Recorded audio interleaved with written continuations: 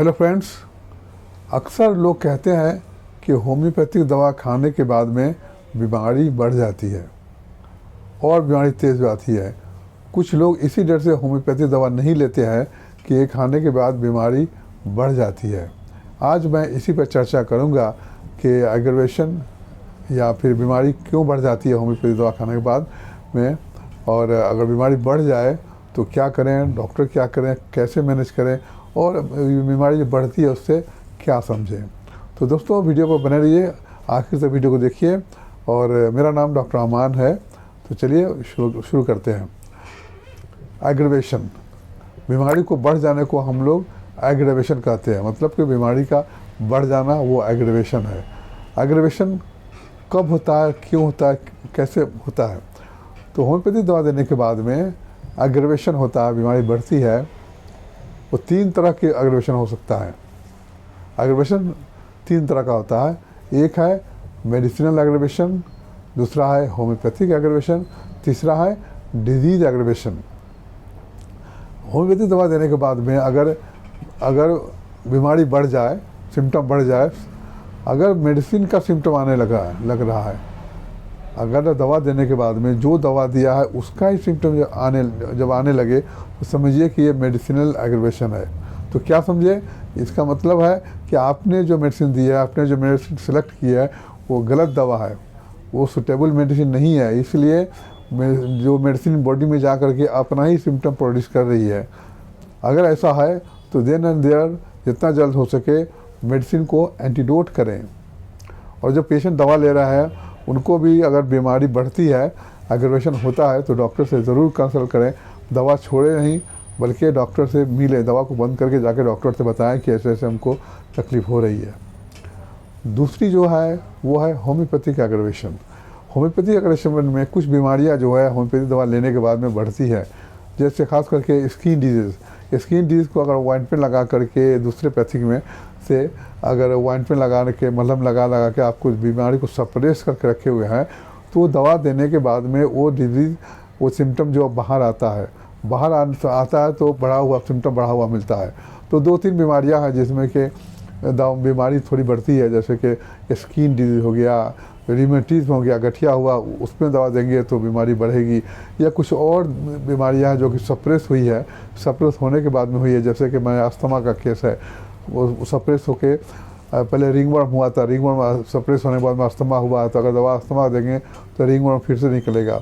या फिर हार्ट का दवा चल रहा है, हार्ट की दवा चलने के बाद में फिर से जॉइंट पेन निकलता है, क्योंकि जॉइंट पेन पहले हुआ था, उसको सप्रेस होकर हार्ट पेन हुआ है।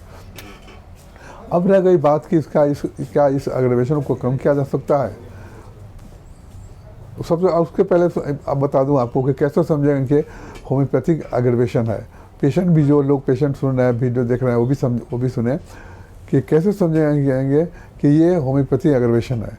होम्योपैथिक एग्रवेशन में दवा लेने के बाद में भले ही सिम्टम बढ़ा हुआ मिलता है, सिम्टम सब बढ़ जाता है, लेकिन पेशेंट अंदर से अच्छा फील करता है, उसको अच्छा लगता है, दिल मन हल्का लगता है, बदन हल्का लगता है। भले देखने में सिम्टम बढ़ा हुआ, बीमारी बढ़ी हुई है, लेकिन अगर पेशेंट से पूछेंगे अंदर से आपको कैसा लग रहा है, तो पेशेंट कहेगा कि नहीं, अंदर से तो हमको अच्छा लग रहा है, अच्छा फील कर रहा हूँ, मगर ये सिम्टम बढ़ा हुआ है।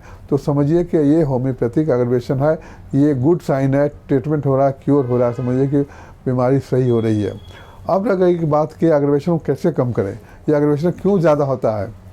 तो वो इसलिए होता है कि मान लें कि किसी पेशेंट को पोटेंसी 30 पोटेंसी की दवा थी या 200 की ज़रूरत थी, आपने उसको 1000 या 10,000 पावर की दवा दे दिया, तो वो बीमारी तो ठीक होगी, मगर एग्रवेट होकर ठीक होगी। अगर कोई एक्सपीरियंस डॉक्टर है जो कि काफ़ी साल पुरानी प्रैक्टिस है, उनको पता होता है कि किस पेशेंट को किस डिजीज़ पेशेंट में कौन सा पोटेंसी दे। अगर बिल्कुल सूटेबल अगर पोटेंसी देंगे तो बीमारी बढ़ेगी नहीं, बिना एग्रवेशन के बीमारी ठीक होगी। अब रह गई बात पोटेंसी सिलेक्शन की बात है, तो इसके लिए अलग वीडियो मैं बनाऊंगा कि पोटेंसी का सिलेक्शन कैसे करते हैं, कैसे एक्चुअल पोटेंसी को सिलेक्ट करें। तो ये समझ लीजिए कि अगर तो एग्रवेशन होता है कुछ ही बीमारी में, जैसे स्किन डिजीज़ में, स्किन डिजीज़ का पेशेंट है अगर, और क्रोनिक स्किन डिजीज़ है, कई डॉक्टर से ट्रीटमेंट करा के जब होम्योपैथी डॉक्टर के पास में जब पेशेंट आते हैं तो उनको दवा दी जाती है, जिससे ग्राफाइटिस या सल्फर मेडिसिन देने के बाद में एग्रेवेशन होता है। लेकिन अगर कंट्रोल डोज में दिया जाए, जैसे कि ग्राफाइटिस हम लोग 6 देते हैं, 30 देते हैं, उसको दें तो एग्रेवेशन मामूली एग्रेवेशन होगा और बीमारी में फ़ायदा होगा। उसी तरह सल्फ़र में है, सल्फ़र भी हाई पोटेंसी अगर दे देंगे तो बहुत ज़्यादा एग्रेवेशन होगा, फिर बीमारी ठीक होगी। और अगर लो पोटेंसी से स्टार्ट करते हैं, लो पोटेंसी में देंगे तो बीमारी ज़रूर ठीक होगी, लेकिन एग्रेवेशन भी नहीं होगा। तो ये डॉक्टर के ऊपर में है कि बीमारी कितना बढ़े, एग्रेवेशन कितना हो कितना नहीं हो। ये डॉक्टर की एक्सपीरियंस, डॉक्टर जो होते हैं उनका पोटेंसी सिलेक्शन बिल्कुल सही होता है, तो बीमारी नहीं बढ़ती है। तो ये हो गया क्या, होम्योपैथिक एग्रेवेशन। अब तीसरा जो होता है वो है डिजीज़ एग्रेवेशन। जब होम्योपैथिक दवा देने के बाद में अगर डिजीज़ में एग्रेवेशन बहुत ज़्यादा हो, बीमारी बढ़ जाए तो और पेशेंट का हालत भी ख़राब हो, बीमारी बढ़, होम्योपैथिक एग्रेवेशन और डिजीज़ एग्रेवेशन में फ़र्क यही है कि बीमारी भले ही बढ़ी रहती है होम्योपैथिक एग्रेवेशन में, मगर पेशेंट अच्छा फील करता है। अगर डिजीज़ एग्रेवेशन है तो डिजीज़ भी बढ़ी रहेगी और पेशेंट को भी अच्छे अंदर से अच्छा नहीं लगा, बेचैनी होगी, बहुत तकलीफ़ होगी, तो समझिए ये डिजीज़ एग्रेवेशन है।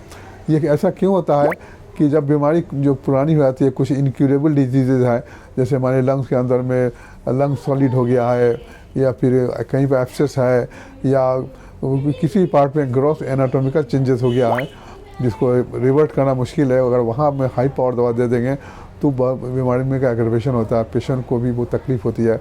तो ऐसे केसेस में हमेशा लो पोटेंसी देना चाहिए या फिर पेलिएटिव ट्रीटमेंट करना चाहिए, तो बीमारी नहीं बढ़ेगी। दवा खा के पेशेंट दवा खाते रहेगा, पेशेंट अच्छा रहेगा, क्योर तो नहीं होगा।